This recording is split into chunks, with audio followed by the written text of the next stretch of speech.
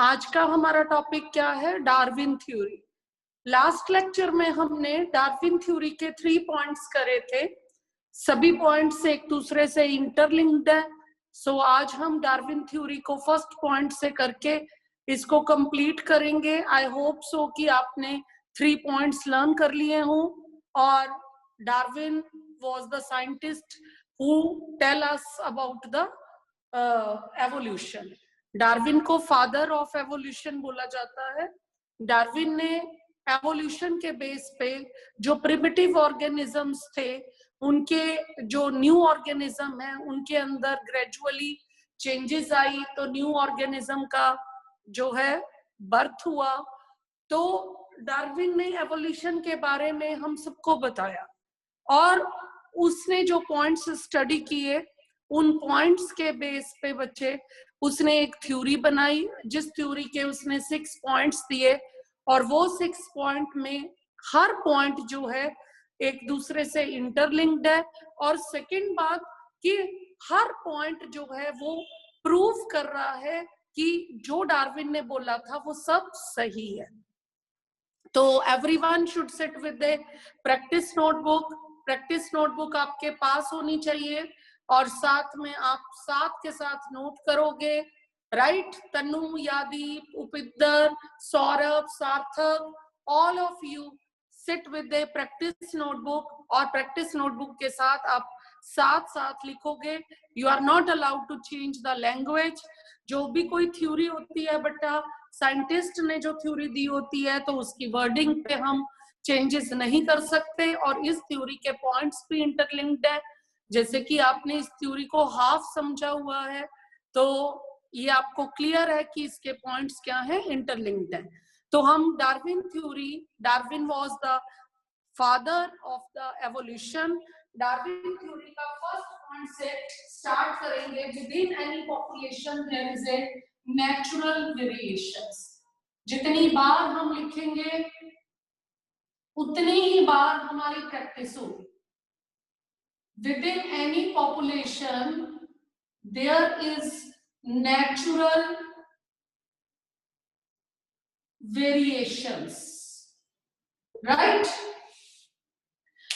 एक ही पॉपुलेशन के अंदर हमें नेचुरल वेरिएशंस दिखती हैं। जैसे कि अगर हम ह्यूमन बीइंग की पॉपुलेशन की बात करें तो ह्यूमन बीइंग की जो पॉपुलेशन है सभी के फीचर्स, बेसिक फीचर्स सेम है। 2 आईज, 1 नोज, 4 हेड, 2 ईयर्स, लेकिन सबकी जो फेस अपीयरेंस है वो दूसरों से डिफरेंट है। दूसरों से डिफरेंट है, इसी वजह से हम उसे आइडेंटिफाई कर लेते हैं। ये मैं ह्यूमन बीइंग की पॉपुलेशन की बात कर रही थी, बट अगर आप डॉग्स की पॉपुलेशन की बात करें, काऊ की पॉपुलेशन की बात करें, कोई भी पॉपुलेशन की बात करें तो उसके स्पीशीज के अंदर आपको वेरिएशंस दिखाई देती हैं। ये बात वो अंडरस्टैंड कर सकता है जिन्होंने किसी भी एनिमल को घर पे रखा हुआ है या किसी भी एनिमल को लुक आफ्टर करा हुआ है। सपोज किसी ने काऊ को रखा हुआ है, सपोज किसी ने डॉग को रखा हुआ है, तो जितने मर्जी आपके सामने ग्रुप ऑफ डॉग्स खड़े हों, सेम स्पीशीज के खड़े हों, लेकिन फिर भी आप अपने डॉग को आइडेंटिफाई कर लेते हो। ठीक है? तो इसका मतलब क्या है कि कोई भी पॉपुलेशन है उसके अंदर नेचुरल वेरिएशंस होती हैं। राइट? अब पॉइंट ये भी है कि वेरिएशंस हमें मिलती कहाँ से हैं। यहाँ से एक ट्विस्टेड क्वेश्चन निकल के आया था कि वेरिएशंस कैसे पॉसिबल है। वेरिएशंस बेटा सिर्फ और सिर्फ सेक्सुअल रिप्रोडक्शन की कारण ही पॉसिबल हैं, क्योंकि सेक्सुअल रिप्रोडक्शन में 2 ऑर्गेनिज्म टेक पार्ट करते हैं और half of the character transfer from the one organism to the next progeny, next generation में जो है कुछ कैरेक्टर्स आगे जाते हैं। लेकिन जब हमने जो हेरिडिटी को डिटेल में स्टडी किया तो we have come to know कि अगली जनरेशन में तो दोनों ही तरह के जीन्स जाते हैं, लेकिन जो जीन्स फेवरेबल होते हैं, जो जीन्स डोमिनेंट होते हैं, वो जीन्स अपने आप को अगली जनरेशन में एक्सप्रेस करते हैं। राइट? तो इसका मतलब यहाँ से इस पॉइंट को नेचुरल वेरिएशन के साथ आप इस पॉइंट को भी क्वेश्चन ट्विस्ट करके के फर्स्ट पॉइंट पे भी क्वेश्चन आ सकता है कि कुछ करेक्टर्स जो हैं वो क्या होते हैं, फेवरेबल होते हैं, और कुछ करेक्टर्स फेवरेबल नहीं होते। इस बात के ऊपर हम आज एक एक्टिविटी भी करेंगे। एक्टिविटी के साथ इस पॉइंट को समझेंगे कि what is the benefit of the favourable character. Favourable character में मैं जैसे आपको एग्जांपल दूं, सपोज हम हाइट की बात लेते हैं, तो हाइट में जो दो तरह के करेक्टर हैं, एक टॉल और एक कौन सा करेक्टर है, ड्वार्फ। अब अगर मैं टॉल और ड्वार्फ में कंपैरिजन करूं तो फेवरेबल करेक्टर कौन सा है, फेवरेबल करेक्टर है टॉल करेक्टर। तो टॉल करेक्टर के क्या बेनिफिट्स हैं, ये हम एक्टिविटी के साथ अंडरस्टैंड करेंगे। पहले हम ये समझ लें कि डार्विन थ्योरी है क्या। तो first point, within any population there is a natural variations, some variations are favourable and some variations are unfavourable. अब मान लीजिए किसी के पास वेरिएशंस आकर मदर और फादर से या उनके ग्रैंड पेरेंट्स से ड्वार्फ का कैरेक्टर उनके अंदर आ जाता है, तो वो वेरिएशंस फेवरेबल नहीं है बेटा, ठीक है। अब आ जाइए सेकंड पॉइंट पे, even though all species produce even though large species, even though all species produce, all species produce large number of offsprings, right? But their population remains constant, right? Even though all species produce large number of offsprings, large number of new generation, right? But their population remains fairly constant. क्या मतलब है इस बात का? इस बात का मतलब छवि, गुनगुन, जया, नेहा, आप सब पिछली क्लास में थे, पिछले लेक्चर में थे, तो इसका जो डिटेल मतलब मैंने बताया था वो आई थिंक सबको पता होगा कि सभी स्पीशीज बहुत ज्यादा ऑफस्प्रिंग को क्या करते हैं बेटा, प्रोड्यूस करते हैं, लेकिन उनकी पॉपुलेशन फिर भी कांस्टेंट रहती है, नियर अबाउट ऐसी रहती है कि कुछ ज्यादा कुछ कम, लेकिन ऐसे नहीं होता कि मिरेकल हो गया कि पॉपुलेशन इतनी चेंज हो गई। ऐसा इसलिए होता है क्योंकि जो ऑर्गेनिज्म का बर्थ हुआ है उसकी डेथ भी होगी, और अगर बर्थ रेट बढ़ रहा है तो डेथ रेट भी बढ़ रहा है। पहले लोगों की एज 90 ईयर हुआ करती थी, 100 साल हुआ करती थी, अब देखो एवरेज एज कितनी रह गई है, एवरेज एज रह गई है 60 to 65, 60 to 65, क्योंकि बर्थ रेट अगर बढ़ा है तो डेथ रेट भी बढ़ा है, ठीक है। तो इसलिए आज उसने कब ये थ्योरी दी थी, कितने साल पहले ये थ्योरी दी थी डार्विन ने, और आज इसका एक एक पॉइंट बिल्कुल सही इंप्लीमेंट हो रहा है। तो वो क्या कह रहा है कि even though all species produce large number of offsprings but their population remains constant, उनकी पॉपुलेशन क्या रहती है, कांस्टेंट रहती है, चाहे सभी species large number of offspring को क्या करते हैं, प्रोड्यूस। इसका कारण ये है कि बर्थ, जिसने बर्थ लिया है उसकी डेथ भी होनी है, और अगर टाइम के साथ बर्थ रेट इंक्रीज हो रहा है तो डेथ रेट भी क्या हो रहा है, इंक्रीज हो रहा है। अब वो कहता है ऐसा क्यों, ऐसा इसलिए, this is due to the struggle between, this is due to the struggle between members of own species and other species। पता चल रहा है मैं क्या लिख रही हूं?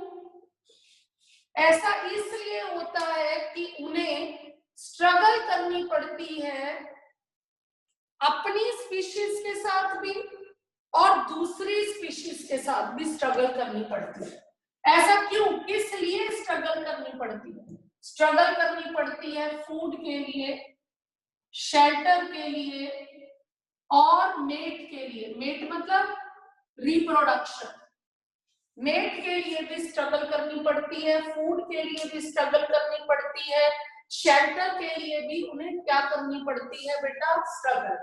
जैसे कि इसमें मैंने आपको एग्जांपल दी थी, अपनी स्पीशीज के साथ और दूसरी स्पीशीज के साथ। दूसरी स्पीशीज के साथ अगर आपने अंडरस्टैंड करना है कि कैसे स्ट्रगल करनी पड़ती है, तो इसके लिए एग्जांपल आप फूड वेब की ले सकते हो। अगर आप फूड वेब को ध्यान से देखो तो सारी की सारी फूड चेन्स कहां से स्टार्ट हो रही हैं? ग्रीन प्लांट्स से, क्योंकि प्लांट्स हमारी अर्थ पर क्या है, प्रोड्यूसर हैं, और बाकी सभी क्या है, कंज्यूमर्स है। अब बाकी सभी का क्या मतलब, चाहे वो हर्बीवोर्स है वो भी कंज्यूमर है, वो भी प्लांट्स के ऊपर डिपेंड कर रहे हैं, और अगर कार्निवोर्स है वो भी प्लांट्स के ऊपर डिपेंड कर रहे हैं। अब कार्निवोर्स कैसे डिपेंड कर रहे हैं प्लांट्स के ऊपर? कार्निवोर्स डिपेंड कर रहे हैं हर्बीवोर्स के ऊपर, और हर्बीवोर्स डिपेंड्स कर रहे हैं प्लांट्स के ऊपर। जैसे मैं सबसे सिंपल एग्जांपल अगर लूं, प्लांट्स, डियर और लॉयन। अब डियर क्या है, हर्बीवोर है। डियर किसके ऊपर डिपेंड कर रहा है? डियर डिपेंड कर रहा है प्लांट्स के ऊपर। लेकिन लॉयन क्या है, वो प्लांट्स के ऊपर डिपेंड नहीं कर रहा, वो किसके ऊपर डिपेंड कर रहा है? वो डिपेंड कर रहा है डियर के ऊपर। लेकिन अगर डियर ना हो तो क्या ना हो, लॉयन ना हो। लॉयन इसका मतलब इनडायरेक्टली प्लांट्स के ऊपर ही डिपेंड कर रहा है, क्योंकि डियर कैसे नहीं होगा? डियर तब नहीं होगा अगर प्लांट्स नहीं होंगे और डियर को फूड नहीं मिलेगा। अब डियर को फूड नहीं मिलेगा बच्चे, तो लॉयन को भी फूड नहीं मिलेगा। समझ आई? तो ये तो था अपने स्पीशीज के साथ स्ट्रगल। अब दूसरे स्पीशीज के साथ क्या है स्ट्रगल, कैसे? मान लीजिए एक फूड चेन में लॉयन नहीं है, तो डियर बढ़ गए, डियर की अमाउंट बढ़ गई। अब डियर की अमाउंट बढ़ गई तो अर्थ पर ज्यादा डियर हो गए। अब ज्यादा डियर होने का क्या मतलब है? वो ज्यादा ग्रास खाएंगे, राइट? अब ज्यादा ग्रास डियर ने खा ली तो बाकी जो फूड चेन्स हैं वो भी प्लांट्स के ऊपर डिपेंड कर रही हैं। रैबिट भी प्लांट के ऊपर डिपेंड कर रहा है, ग्रास ऊपर भी प्लांट के ऊपर डिपेंड कर रहा है, ठीक है? इंसेक्ट्स भी प्लांट के ऊपर डिपेंड कर रहे हैं। तो बाकियों के लिए जो ग्रास है वो क्या हो जाएगी? बाकियों के लिए ग्रास हो जाएगी कम। इसलिए दूसरे स्पीशीज को भी स्ट्रगल करनी पड़ गई। एक फूड चेन में लॉयन नहीं है और इस वजह से बाकी सारी फूड चेन्स को डियर के साथ स्ट्रगल करनी पड़ गई। आई मेरी बात समझ? बाकी सारी, बिल्कुल वैसा ही केस शेल्टर का है। अब पॉपुलेशन, अब आप देखो ह्यूमन बीइंग्स की पॉपुलेशन कितनी बढ़ रही है, अब शेल्टर के लिए स्ट्रगल क्या हो रही है? जो एरिया पहले जितने पैसों में पहले ज्यादा 4 रूम्स एरिया आते थे, उतने ही पैसों में अब 1 रूम एरिया आ रहे हैं। तो शेल्टर के लिए स्ट्रगल हो गई, ठीक है? और अब क्या है, पैसे होते हुए भी जमीन नहीं है। आप मेट्रो सिटीज में जाकर देखो तो क्या दिखाई देता है आपको? 20-30 क्या है, मंजिलों की क्या बिल्डिंग्स दिखाई देती हैं। ऐसा क्यों? कोई 5th फ्लोर पे रह रहा है, कोई 20th फ्लोर पे रह रहा है। ऐसा क्यों? ऐसा इसलिए कि पॉपुलेशन ज्यादा है और लैंड क्या होती जा रही है, कम होती जा रही है। और बिल्कुल वैसा ही केस एनिमल्स का है, क्योंकि हम इंडस्ट्रीज लगाते जा रहे हैं पेड़ों को काटकर, तो फॉरेस्ट कम होते जा रहे हैं, प्लांट्स कम होते जा रहे हैं, तो एनिमल्स का शेल्टर कम होता जा रहा है। तो उन्हें क्या करनी पड़ रही है? उन्हें स्ट्रगल करनी पड़ रही है, isn't it? So this is due to the struggle between members of the own species and members of the other species due to for the food, shelter and mate. अब इस पॉइंट से अगला point interlinked है, 4th point. वो कैसे? और वहां 4th point से एक अलग से सेपरेट क्वेश्चन भी बन के आएगा और वो कैसे आएगा वो भी आपने नोट डाउन करना है। तो पहले आप फोर्थ पॉइंट लिखिए। क्या कह रहा है फोर्थ पॉइंट? फोर्थ पॉइंट कह रहा है the struggle for survival, the struggle for survival, the struggle for survival within population,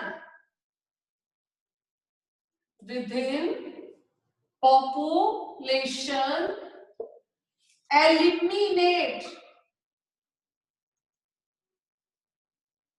ध्यान से सुनना, the struggle for survival within population eliminates the unfit individuals,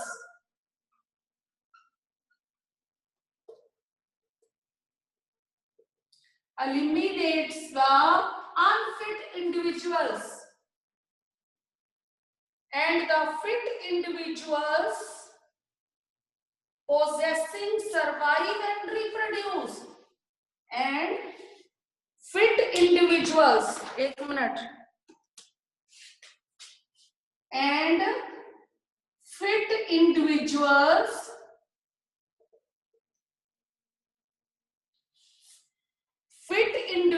क्या करेंगे? possessing favorable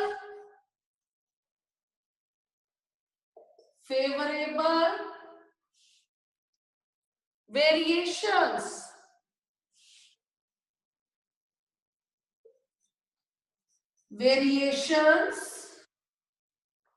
variable variations survive and reproduce।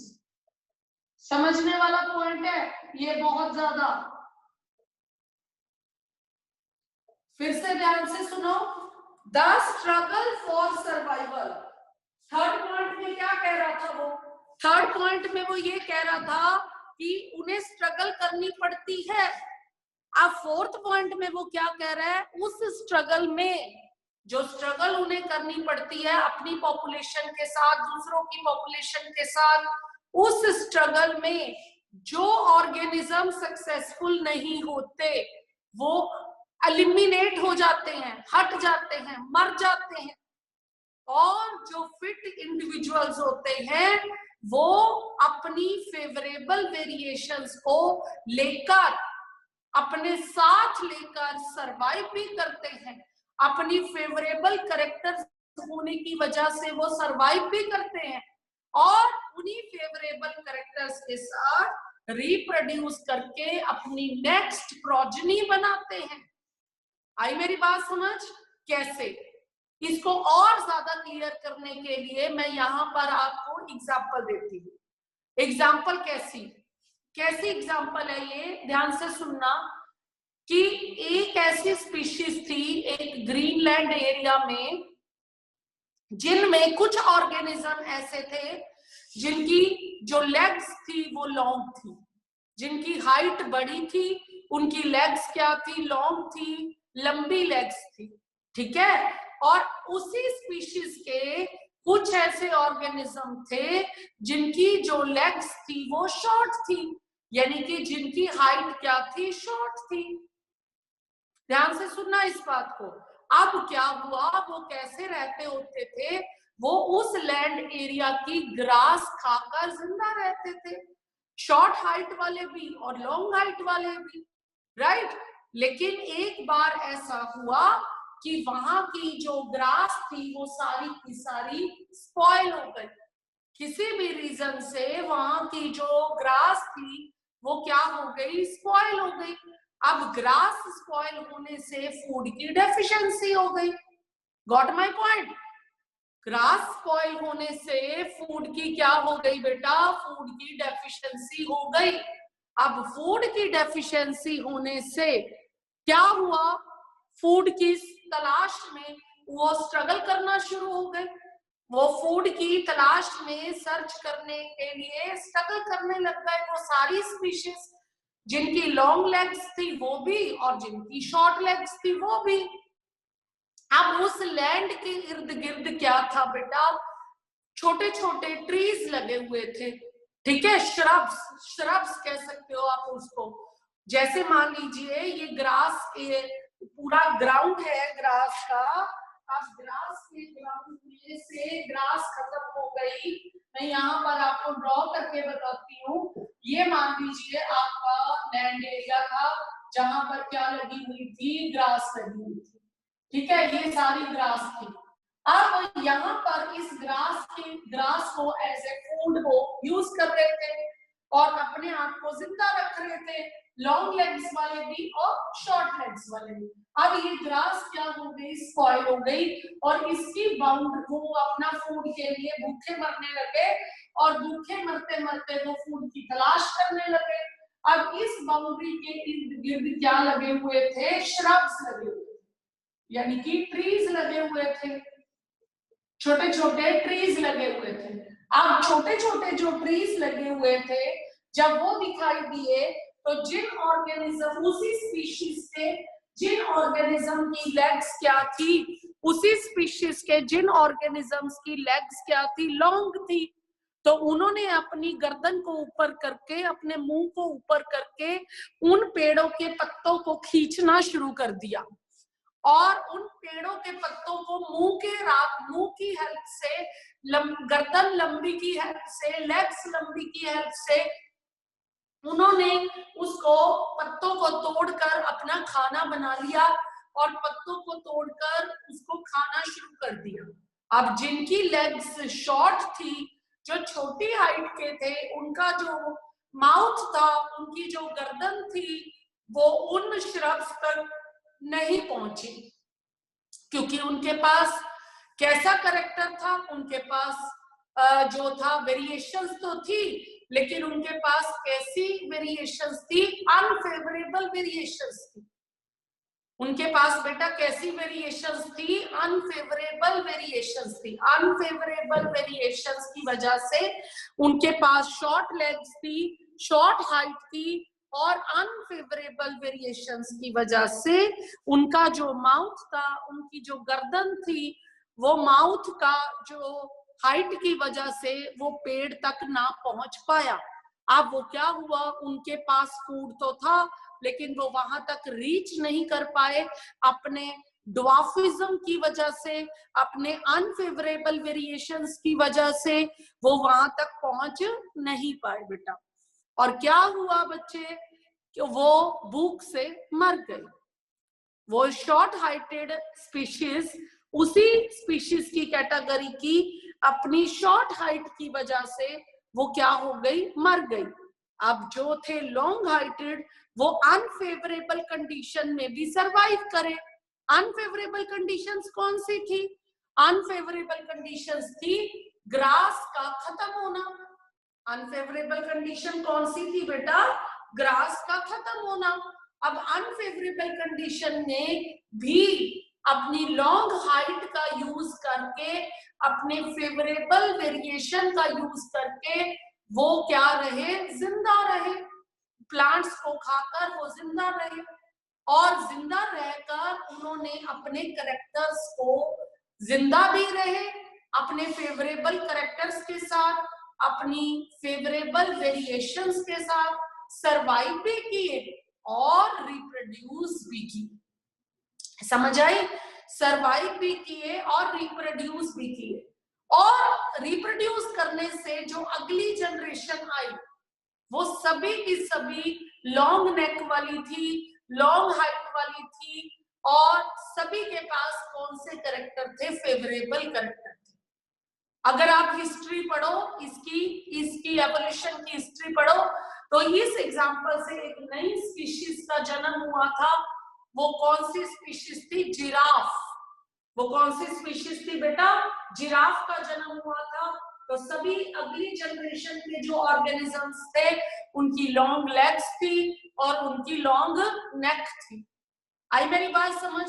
तो इस example से ये एक पॉइंट क्लियर होता है, struggle for survival with in population. Struggle for survival within population eliminates the unfit individuals and the unfit तो unfit कौन से हुए यहाँ पर, unfit हुए जिनकी हाइट क्या थी बेटा, शॉर्ट थी। अनफिट कौन से हुए बच्चे?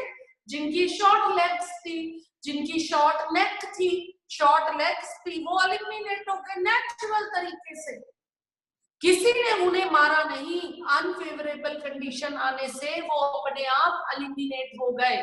और जो लॉन्ग हाइटेड वाले थे उन्होंने अपने करेक्टर्स को यूज किया और उन करेक्टर्स को यूज करके उन्होंने फूड लिया और अपनी फेवरेबल वेरिएशंस के साथ सरवाइव करा। जब उन्हें फूड मिल गया तो वो सरवाइव कर गए, राइट? तो उन्होंने सरवाइव किया और क्या किया? रिप्रोड्यूस किया। और उनके रिप्रोड्यूस करने से जो नेक्स्ट जनरेशन आई बच्चे, उन सब के पास कौन से करेक्टर थे?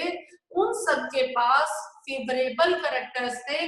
और कहते हैं कि इसी के बाद एक नई स्पीशीज का ओरिजिन हुआ था और उसे क्या कहा था? जिराफ। और मैंने तुम्हें बताया ना कि न्यू स्पीशीज प्रिमिटिव ऑर्गेनिज्म से ही आती है। न्यू स्पीशीज का बर्थ होता है तो प्रिमिटिव ऑर्गेनिज्म के स्पीशीज के अंदर ग्रेजुअली चेंजेस होती है, तब एक नई स्पीशीज का बर्थ होता है। आई मेरी बात समझ? अब सुनो ध्यान से, ये जो फोर्थ पॉइंट अभी अभी हमने करा, इसे लॉ ऑफ नेचुरल सिलेक्शन भी बोलते हैं। लॉ ऑफ नेचुरल सिलेक्शन, ये बहुत बार एग्जाम में आता है। ये question law of natural selection बेटा, ये बहुत बार किसमें आता है बेटा? इसे एवोल्यूशन के टॉपिक में, डार्विन की एवोल्यूशन में नेचुरल सिलेक्शन लॉ, एग्जाम में, बोर्ड्स के एग्जाम में ये बहुत बार पूछा जाता है, लॉ ऑफ नेचुरल सिलेक्शन। अब लॉ ऑफ नेचुरल सिलेक्शन क्या है? नेचुरल सिलेक्शन, वर्ड पे ध्यान दो। नेचुरल, नेचर की तरफ से ही उनको कैसे करेक्टर मिले थे? उनको ड्वार्फिज्म के करेक्टर मिले थे और वो एलिमिनेट हो गए। और सिलेक्ट कौन से हो गए? सिलेक्ट हो गए जिनके पास लॉन्ग लेग्स थी, जिनकी हाइट बड़ी थी, वो अगली जनरेशन में अपने करेक्टर्स को ले गए। तो इसे कहते हैं लॉ ऑफ नेचुरल सिलेक्शन। तो ये बहुत बार बेटा बोर्ड्स के एग्जाम में आता है। समझ आई मेरी बात? अब जो आपके दिसंबर एग्जाम होने हैं उसमें आपको फुल सिलेबस आना है और फुल सिलेबस की वजह से आपकी प्रैक्टिस हो जाएगी कि आपको कितनी प्रेपरेशन है। तो हमारा ये टॉपिक जो है नेचुरल सिलेक्शन, ये बोर्ड के पॉइंट ऑफ व्यू से बहुत इंपॉर्टेंट है। लॉ ऑफ नेचुरल सिलेक्शन में आप क्या एक्सप्लेन करोगे कि जब एक अनफेवरेबल कंडीशंस आती हैं तो जो ऑर्गेनिज्म के पास फेवरेबल करेक्टर होते हैं वो फिट रहते हैं और अपने करेक्टर्स को क्या करते हैं? नेक्स्ट जनरेशन में सरवाइव करके, रिप्रोड्यूस करके अपने करेक्टर्स को नेक्स्ट जनरेशन में ले जाते हैं। और जो अनफिट होते हैं बेटा, वो अनफिट ऑर्गेनिजम्स जो हैं वो कहाँ चले जाते हैं? एलिमिनेट हो जाते हैं। नेचुरल सिलेक्शन बोलते हैं इसको। यादी अंडरस्टैंड कर लिया होगा? Tannu, Saurabh, Yash, Siddharth, Payal, Nandini, all of you understand, I hope so, this natural selection law. ठीक है? और आप इसमें यही एग्जांपल दे देना जिराफ के बर्थ वाली, जो मैंने आपको अभी अभी बताई है, राइट? उसके बाद आ जाओ फिफ्थ पॉइंट पे, द इंडिविजुअल्स हैविंग, वही है fifth point, the individuals having, जो इंडिविजुअल्स फेवरेबल कंडीशंस वाले हैं, the individuals having favourable conditions या फेवरेबल वेरिएशंस, कंडीशंस की जगह पर भी आप क्या कर लो? Favourable variations. जिन ऑर्गेनिजम्स के पास फेवरेबल वेरिएशंस हैं वो पास करते हैं, pass these variations to next generation, to next generation. वो आप इंडिविजुअल्स उन फेवरेबल कंडीशंस को पास करते हैं, वेरिएशंस को नेक्स्ट जनरेशन से नेक्स्ट जनरेशन तक पास करते रहते हैं। और जब ये generation to generation favourable variations pass होती रहती हैं, तो उनके इकट्ठा होने से, अकमुलेट होने से these variations, नोट करो फटाफट 5th and 6th point, these variations when accumulated over, इकट्ठी होती रहती हैं, when accumulated over, ऐसा नहीं है बहुत जल्दी चेंज आ जाता है, over a long period of time, इकट्ठी होती रहती हैं over a long period of time, lead to the origin of new species, lead to the origin of new species, यही है आपका एवोल्यूशन की theory, origin of new species, ठीक है, origin of new species, ये दोनों पॉइंट्स नोट करो बेटा। क्या बोला है इस पॉइंट्स में, जो इंडिविजुअल्स के पास फेवरेबल वेरिएशंस है, फेवरेबल की मैंने अभी अभी आपको बेटा एग्जांपल दी, फेवरेबल मतलब लॉन्ग हाइट, जो बेनिफिट देती है, हमेशा डोमिनेंट कैरेक्टर फेवरेबल होता है, हमेशा डोमिनेंट।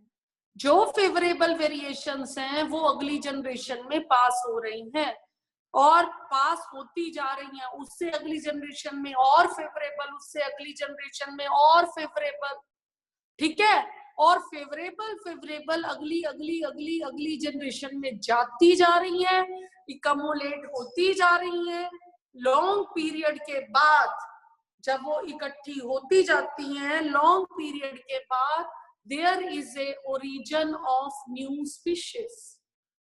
किसका बर्थ होता है बेटा, न्यू स्पीशीज का बर्थ होता है, इसे एवोल्यूशन कहते हैं। क्या एवोल्यूशन की डेफिनेशन हमने पढ़ी, हमने एवोल्यूशन की डेफिनेशन क्या पढ़ी थी, the sequence of gradual changes, sequence of gradual changes in the primitive organisms, ठीक है, lead to the origin of new species. तो ये बात डार्विन ने यहाँ पर क्या कर दी बेटा, प्रूव कर दी। डार्विन की थ्योरी के जो 6 पॉइंट हैं, किसी भी पॉइंट को, मेरी बात बहुत ध्यान से सुनो, अगर पूरा का पूरा डार्विन थ्योरी पे 5 नंबर का क्वेश्चन आता है तो किसी भी पॉइंट को आगे पीछे आप नहीं कर सकते, आपके मार्क्स कट जाएंगे। जो पॉइंट को आप आगे पीछे करोगे तो दोनों पॉइंट्स आपस में गलत हो जाएंगे। और अगर डार्विन थ्योरी में आपको अलग से 3 नंबर का क्वेश्चन आता है तो वो है लॉ ऑफ नेचुरल सिलेक्शन, और लॉ ऑफ नेचुरल सिलेक्शन आपका कौन सा, इस थ्योरी का 4th पॉइंट है। लॉ ऑफ नेचुरल सिलेक्शन बेटा इस थ्योरी का आपका क्या है, 4th पॉइंट है, और उस 4th पॉइंट को आपने अलग से क्वेश्चन बनाना है कि law, what is law of natural selection. और ये नोट्स मैंने एक एक वर्ड बोर्ड पे लिखा है और आपने साथ साथ लिखा है। जिन बच्चों ने नहीं लिखा वो उनको छोड़ दीजिए, वो सुपर इंटेलिजेंट है, हम उनकी बात करा ही नहीं करते, हमें उनसे कोई वो फिर उनके मार्क्स अपने आप कम आएंगे, ठीक है। तो आप इन 6 के 6 पॉइंट्स को लिखोगे, फेयर करोगे अपने फेयर रजिस्टर पे, और साथ में एक अलग से 3 मार्क्स का क्वेश्चन बनाओगे, what is the law of natural selection, और उस नेचुरल सिलेक्शन लॉ को लिखोगे और उसे विद एग्जांपल एक्सप्लेन करोगे। नोट्स आपके पास है, बोर्ड्स पे भी मैंने एक एक वर्ड, बोर्ड पे एक एक वर्ड लिख दिया है, तो आई थिंक अब आपको कोई प्रॉब्लम नहीं आनी चाहिए। आज का ये टॉपिक बहुत बहुत इंपॉर्टेंट है, एवोल्यूशन का मेन क्वेश्चन है। सो आई होप सो कि आज का टॉपिक आपको क्लियर हो गया होगा। आई होप सो आपको कोई डाउट नहीं होगा, और अगर फिर भी किसी बच्चे को कोई डाउट है तो वो पूछ सकता है, अपना डाउट क्लियर